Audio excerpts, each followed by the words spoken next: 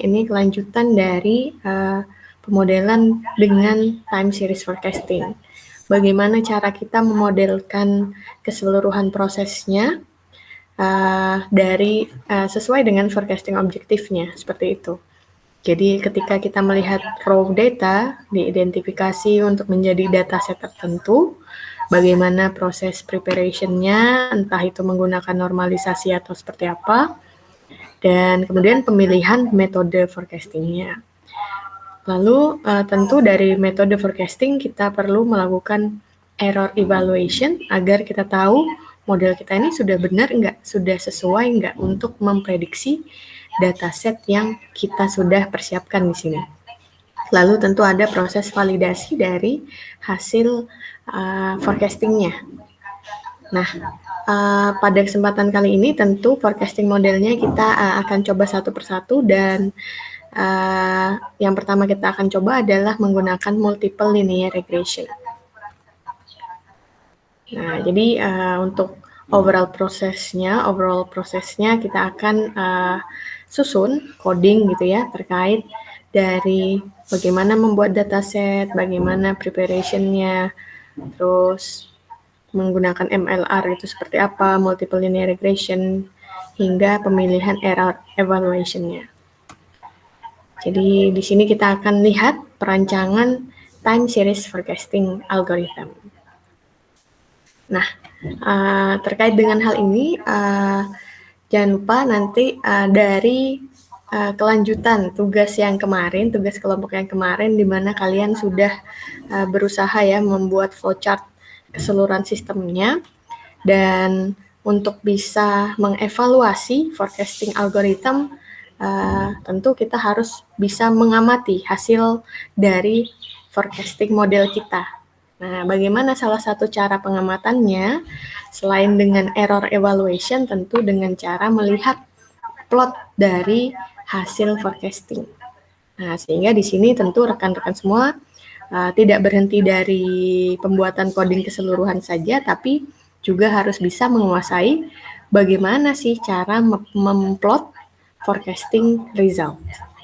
Ya, dan tentu plot dari forecasting result ini tidak hanya untuk observasi jangka pendek, tapi juga jangka panjang. Dan kita harus kaitkan hasil plottingnya dengan error evaluation yang dipilih. Bisa jadi MAPI, RMSI, MAD, ataupun SSI. Ya, itu terkait tugas lanjutannya. Dan bagaimana sih kita merancang time series forecasting? Bagaimana kita merancang time series forecasting? Di sini caranya adalah sebagai berikut. Ada beberapa step yang harus kita pahami ya, sesuai dengan blok yang tadi ya. Jadi ada data preparation sampai ke data setnya akhirnya terbentuk, dan sampai ke pemilihan error evaluation-nya. Namun secara general, kalau kita ingin membangun time series forecasting, kita bisa ikuti step by step ini. Jadi untuk step pertama, kita harus bisa melihat data mentah yang ada, itu harus bisa kita amati, dan nantinya harus bisa kita judge, kita cari gitu ya, di awal itu karakteristik datanya seperti apa. Nah, ini contohnya bila ini data beban begitu ya, data daya. Nah, di sini kalau data daya kita perhatikan, data dayanya ini berasal dari apa? Berasal dari sistem operator kah? Atau berasal dari pelanggan di titik hilir gitu ya? Atau di beban dari office tertentu saja begitu. Agar apa? Agar kita bisa mengamati siklusnya. Ya, kemarin kan sudah disinggung ya. Ada siklus, ada tren, ada season, ada musim ya maksud saya, dan ada juga kondisi-kondisi yang random. Nah, sehingga apa? Step pertama kita harus perhatikan dulu karakteristik dari data yang akan kita olah.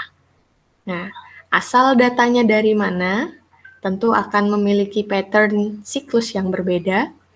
Ya, misalnya ini kalau data secara keseluruhan, data aggregated load, Jadi load keseluruhan di sistem operator PLN yang titik tinggi gitu ya, di hilirnya.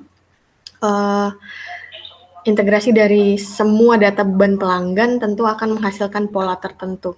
Di mana kalau pagi biasanya rendah, terus meningkat karena orang-orangnya bekerja misalnya ya, dan terus menurun karena ini kalau malam waktunya tidur gitu ya. Berbeda kalau datanya kantor.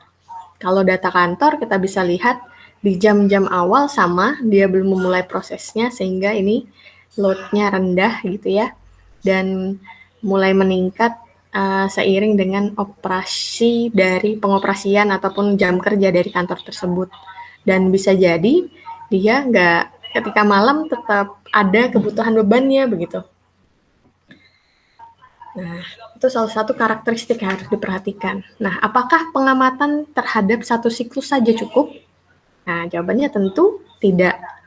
Jadi, dari satu siklus tentu kita harus lihat siklus secara panjangnya dari raw data yang ada. Jadi nggak cukup satu siklus, tapi gimana kita bisa menangkap tren. Sehingga tentu data yang dimiliki kalau bisa jangan hanya data sehari, tapi ada beberapa periode tertentu, misalnya data 1 tahun, 2 tahun. Agar apa sih? Agar kita kayak bisa melihat tren yang ada pada bulan-bulan tertentu, perulangannya seperti apa siklusnya, terus trennya seperti apa, apakah ada pengaruh musim atau tidak. Nah, itu cara untuk melihat karakteristik dari data yang akan kita olah. Nah, dari sini nih apa sih outputnya? Jadi untuk step pertama setelah kita melihat karakteristik dataset kita, di sana akhirnya kita bisa menentukan.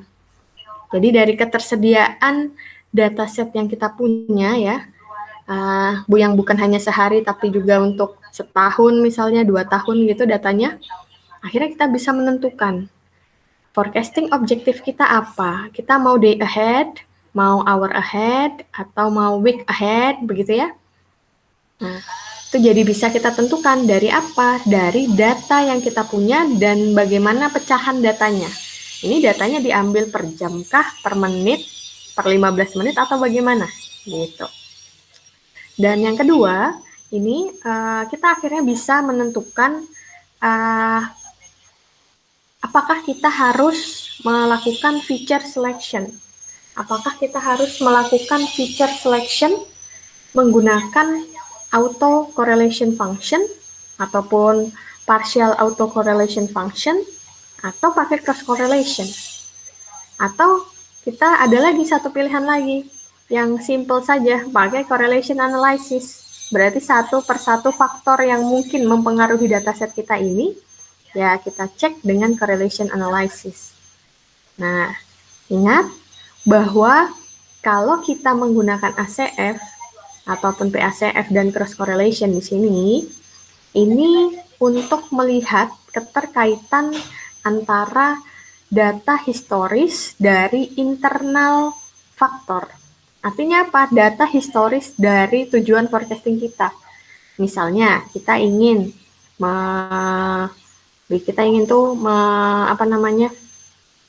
memforecast gitu ya, memprediksi data beban. Nah, kalau kita punya data historisnya, nah kita bisa mengamati lag datanya yang berpengaruh terhadap data beban ini. Kita bisa melihat lag 1, 2, 3, 4 atau lag berapa ya yang paling cocok untuk digunakan untuk memprediksi data beban ini dengan apa? Dengan ACF ataupun PACF. Nah, tapi kalau ternyata kita harus mengkorporasikan atau mengintegrasikan eksternal data ya, entah itu data cuaca, data misalnya dari BMKG gitu ya. Nah, kita bisa menggunakan entah itu correlation analysis ataupun dengan cross correlation. Karena tadi sudah dijelaskan di pertemuan sebelumnya, cross correlation itu untuk membandingkan dua pattern ya. Jadi ada satu pattern tertentu dibandingkan korelasinya dengan data pattern tertentu. Nah, itu poin kedua yang bisa kita tentukan setelah kita melihat initial raw datasetnya. Dan Dari sana ya, dari data yang kita punya nih, misalnya kita udah punya data setahun atau 2 tahun, kita lihat pattern-nya seperti ini, akhirnya kita bisa tentukan apakah kita perlu menggunakan wavelet decomposition. Apa fungsi wavelet decomposition? Ya bila datanya itu terlalu variatif gitu, naik turunnya itu unpredictable, variasinya besar ya. Dan untuk segi tren juga acak-adut lah pokoknya ya. Nah, dari sana tentu akhirnya kita butuh bantuan bagaimana membreakdown sinyal yang bervariasi banget ini menjadi beberapa komponen wavelet. Agar apa? Agar variasinya bisa lebih mudah untuk diamati oleh forecasting model kita. Nah, jadi itu untuk step pertama. Kita bisa tentukan forecasting objektif, pemilihan feature selection-nya, entah dengan beberapa metode ini, dan penentuan apakah kita perlu menggunakan wavelet decomposition. Nah, selanjutnya, step selanjutnya adalah apa? Dari initial judgment tadi, kita step selanjutnya adalah gimana kita mempersiapkan dataset yang akan kita gunakan. Nah, dari dataset yang kita punya tadi kan kita punya panjang ya, data setahun 2 tahun lah. Untuk misalnya hourly data yang diambil secara atau setiap jam gitu selama 2 tahun misalnya. Dari sana kita bisa tentukan apa sih selain historical data tujuan yang akan kita olah itu tuh apa sih sebenarnya eksternal faktor yang mungkin mempengaruhi. Nah, ini salah satu contoh saja. Eksternal faktornya kita bisa pakai data cuaca. Data cuaca ada banyak, beragam. Ya udah pasang aja gitu ya. Karena nanti dari keseluruhan data ini nanti kita bisa kerucutkan mana data yang perlu, mana data yang tidak perlu. Dan dari data yang ada, tentu ada beberapa pemrosesan ya. Seperti yang kita tahu, selain normalisasi, kalau secara hierarki ataupun urutan biasanya dari data yang ada kita beri label. Kita beri label berdasarkan jamnya, bisa berdasarkan hari, tahun, bulan, tahun gitu ya, atau berdasarkan data hari kerja atau tidak kerja, hari libur atau tidak libur gitu, dan season. Nah, kalau season ini sangat berpengaruh datanya ini ada di negara bagian mana. Apakah memang ada pengaruh season atau tidak di sana. Nah, setelah kita beri label, dengan mudah kita akan bisa melakukan preconditioning, pengkondisian data. Untuk apa? Untuk bisa mengamati historical data kita berdasarkan mungkin berdasarkan nilai statistiknya begitu, atau berdasarkan lag data yang berapa yang kita perlukan ya. Nah, atau berdasarkan prediksi dari temperatur atau yang mana gimana ya ngomongnya, ketika kita mau memprediksi hari besok itu tuh yang sangat mempengaruhi perubahan dayanya itu tuh, perubahan beban itu tuh apa sih? Bisa jadi kan kalau beban listrik pengaruhnya sangat dipengaruhi oleh temperatur ya, temperatur ruangan. Bisa jadi yang kalau besok panas ya penggunaan dayanya akan tinggi karena semua orang akan menggunakan AC gitu. Nah, jadi itu juga harus diperhatikan, bukan hanya data historis tapi bisa juga kita integrasikan data prediksi untuk eksternal faktor tertentu. Dalam hal ini contohnya temperatur. Ya, di sini makanya T untuk waktu T plus 1 begitu. Nah, dari preconditioning data seperti ini, akhirnya kita punya banyak nih pilihan feature ya yang bisa digunakan. Nah, dari sana bagaimana cara pengerucutannya seperti yang tadi ya di initial judgment. Kita bisa gunakan correlation analysis ataupun t-test. Melihat korelasi antara setiap faktor yang sudah di breakdown di sini dengan daya yang akan kita forecast begitu. Nah, bisa juga kita lihat ya, lag datanya kita nggak menentukan T1, T2, T3 gini, nggak menentukan secara manual, tapi kita cek dengan ACF atau PACF, atau dengan cross correlation tadi ya. Nah, jadi banyak jalan menuju Roma sebenarnya untuk mengerucutkan feature yang ada yang akan dimasukkan ke dalam model forecasting kita. Nah, setelah kita kerucutkan, baru dari sana kita tentukan dari observasinya dari data pertama sampai sekian itu untuk training dataset, lalu sisanya untuk testing dataset. Dan hal ini berlaku untuk setiap klasifikasi yang kita tentukan di awal. Ya, jadi training set dan testing dataset ini bisa jadi ada macam-macam, nggak hanya satu pasang begini, tapi ada 2 pasang misalnya, karena sepasang untuk yang working dataset, sepasang yang lain untuk non-working dataset.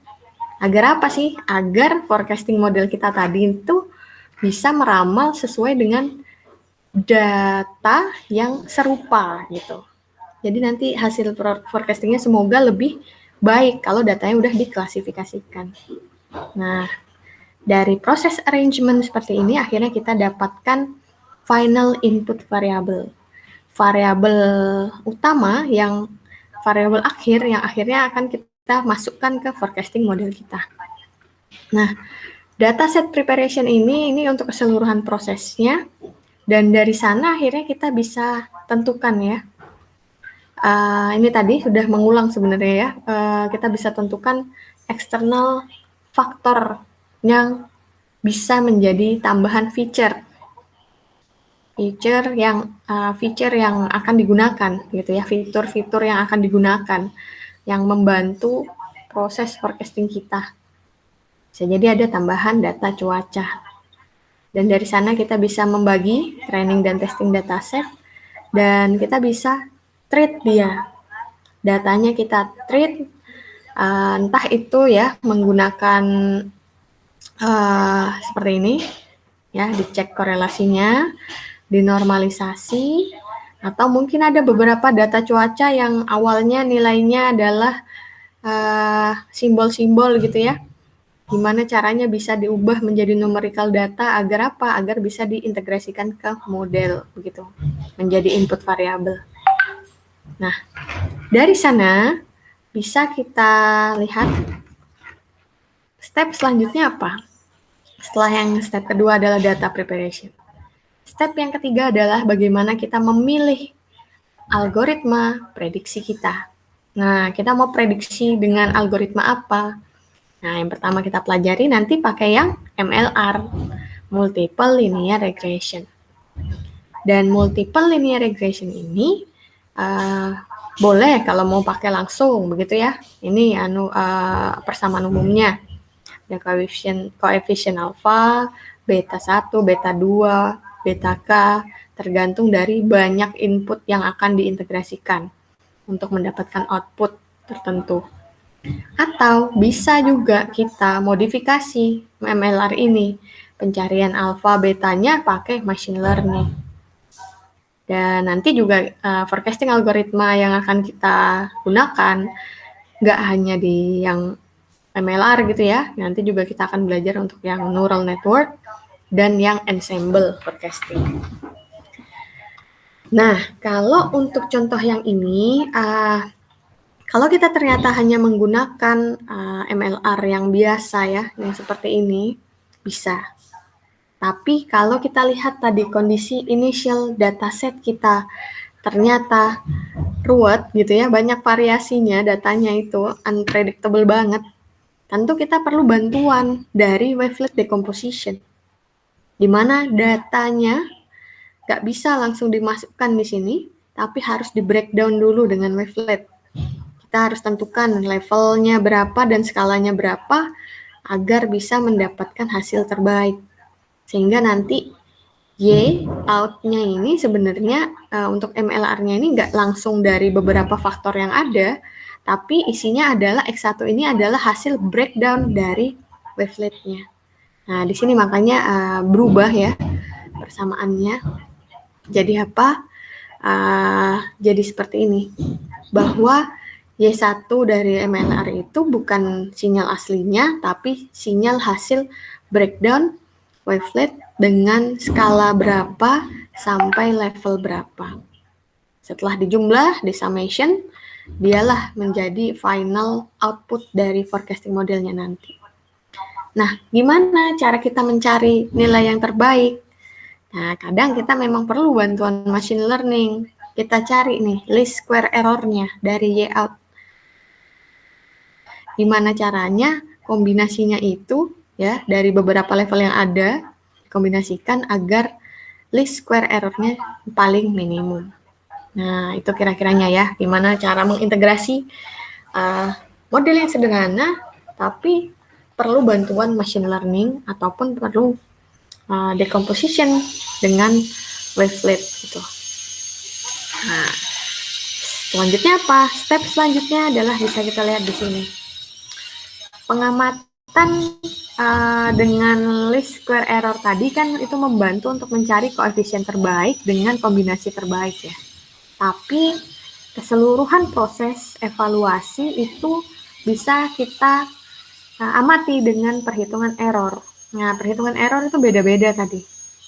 Ada sum square error, ada least square error, ada mean absolute percentage error. Semoga suara saya masih terdengar ya. Nah, di sini kalau kita mau mengevaluasi, nggak cukup satu error yang digunakan gitu, perhitungan errornya. Ada macam-macam tadi. Nah, kalau kita gunakan sum square error, biasanya ini untuk mencari koefisien terbaik dari MLR kita. Gimana rumusnya? Rumusnya adalah ya seperti namanya, sum square error.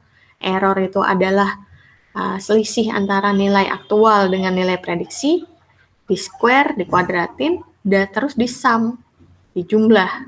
Jadi ini sepanjang dataset yang kita gunakan gitu ya.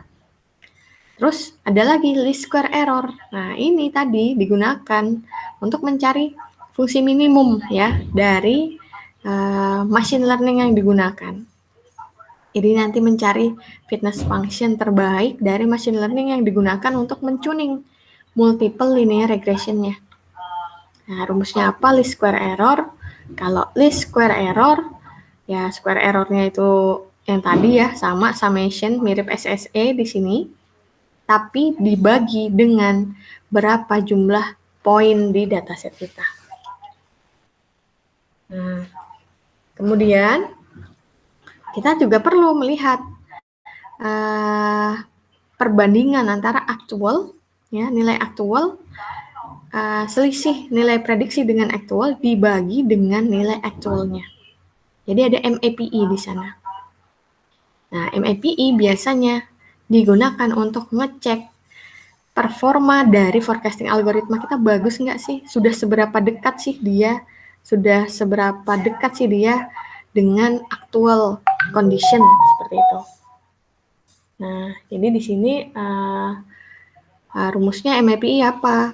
Ya ini error antara actual condition dengan prediksi dibagi direlatifkan dengan nilai aktual, di summation berdasarkan berapa banyak poinnya dibagi dengan berapa jumlah poinnya kali 100%. Jadi errornya mungkin 5%. 5% itu apa? Terhadap nilai aktualnya. Jadi ada pergeseran 5%. Jadi bisa jadi dia aktualnya 100 ya. Dia naik atau turun 5% gitu. Tapi karena ada absolute di sini ya jadi kita ngitungnya ya 5% aja dan naik turun gitu kan. Berdasarkan nilai aktualnya. Nah, step lainnya adalah apa? Step lainnya di sini. Setelah kita tahu step by step-nya tadi ya, kita harus bisa menyusun overall forecasting algoritmnya. Kita bisa menyusun semuanya dari awal hingga akhir. Dan itu harus dikondisikan berdasarkan berdasarkan apa? Berdasarkan training dan testing datasetnya. Nah, untuk training ini misalnya ada tambahan machine learning nih di sana, ada tambahan wavelet di sana. Karena machine learning-nya digunakan untuk mencari wavelet, berarti kita harus inisialisasikan komponen machine learning-nya. Ingin mencari apa dia di wavelet? Mencari tipe wavelet apa yang akan digunakan dan berapa levelnya yang akan digunakan. Dan nantinya juga machine learning membantu mencari kombinasi terbaik dari hasil breakdown si wavelet gitu. Nah, jadi data inisialnya tadi di breakdown dengan wavelet decomposition, dicari kombinasinya, jadi direkonstruksi lagi, habis didekomposisi, dicari rekonstruksinya, baru dari hasil rekonstruksi tadi, datasetnya dimasukkan ke MLR. Ya, lalu dihitung LSI-nya. Nah, dari sini machine learning agent ataupun populasi dari machine learning gitu ya harus bisa menyimpan nilai LSI-nya agar tahu oh kombinasi A menghasilkan LSI sekian, kombinasi B menghasilkan LSI sekian, kombinasi C menghasilkan kombinasi sekian. Dihitung fitnessnya adalah LSI, maka yang paling minimum yang dianggap sebagai yang terbaik. Nah, dari sini karena dia pakai algoritma tertentu ya, machine learning tertentu, tentu ada beberapa parameter yang harus diupdate. Dan dari sana setelah diupdate, waveletnya dipakai lagi gitu untuk menghitung hasil updatean posisi terbaru. Lalu dikonstruk lagi dengan wavelet, dihitung lagi LSI-nya, berulang-berulang hingga dapat nilai terbaik, nilai kombinasi terbaik. Nah, di sini eksekusinya bisa pakai maximum iteration atau bisa pakai bisa pakai maximum iteration atau pakai yang minimum error gitu.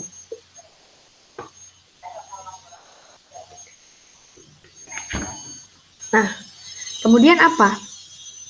Setelah dicapai misalnya maximum number of iteration ataupun sudah kondisinya ini udah terpenuhi gitu ya. Nah, di sini kita bisa dapatkan model forecasting kita untuk hasil dari training stage. Akhirnya kita tahu optimal wavelet type yang harus digunakan itu tipe berapa, debut choose berapa gitu, terus levelnya berapa, dan kombinasi dari detail komponennya itu berapa. Nah, nilai ini disimpan agar apa? Bisa digunakan di testing stage-nya. Nah, jadi training stage itu untuk menghasilkan model, ya, untuk menghasilkan model yang dianggap terbaik berdasarkan ini kondisi yang ditentukan di sini, entah itu maximum iteration atau less ataupun minimum error. Nah, model ini digunakan di testing stage. Nah, jadi kita pakai input variables yang baru, final input variables yang baru, yang seperti tadi di awal ada load, ada weather factors ya, dan kita breakdown juga dengan wavelet decomposition. Yang berbeda, waveletnya di sini tinggal menggunakan hasil pencarian dari training stage. Nah, dari sana ya dimasukkan ke model MLR-nya, dapat deh hasil prediksinya. Nah, baru di sana dievaluasi hasil prediksinya itu dengan menggunakan